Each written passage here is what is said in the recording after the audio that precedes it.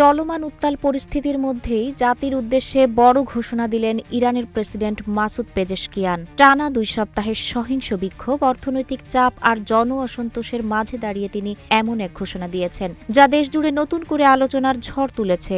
অনেকেই মনে করছেন এই ঘোষণা কি আন্দোলনের মোড় ঘুরিয়ে দেবে নাকি আরও বড় পরিবর্তনের পূর্বাভাস দিচ্ছে। 11 জানুয়ারি রাষ্ট্রীয় টেলিভিশনে দেওয়া এক সাক্ষাৎকারে প্রেসিডেন্ট পেজেশকিয়ান বলেন, যুক্তরাষ্ট্র ও ইসরায়েল ইরানের অভ্যন্তরীণ অস্থিরতা উস্কে দিতে ভূমিকা রাখছে। কিউব হোল্ডিংসের গল্পে সেই রেখাটি আঁকা হয়েছিল আজ থেকে 1 যুগ আগে। নকশাই আমাদের ভাষা। Cube holdings limited. তবে এসব অভিযোগের মধ্যেও তিনি জোর দিয়ে বলেন, সরকারের প্রধান লক্ষ্য এখন দেশের অর্থনৈতিক সংকট মোকাবিলা করা।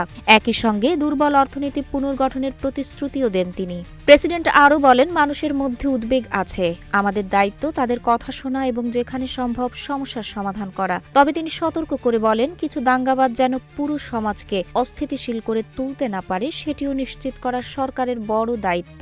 এ সময় যুক্তরাষ্ট্র ও ইসরায়েলের দিকে আঙুল তুলে তিনি অভিযোগ করেন, তারা ইচ্ছাকৃতভাবে দেশে অস্থিরতা সৃষ্টির চেষ্টা করছে। পাশাপাশি জনগণকে তথাকথিত দাঙ্গাবাজ ও সন্ত্রাসীদের থেকে দূরে থাকার আহ্বান জানান।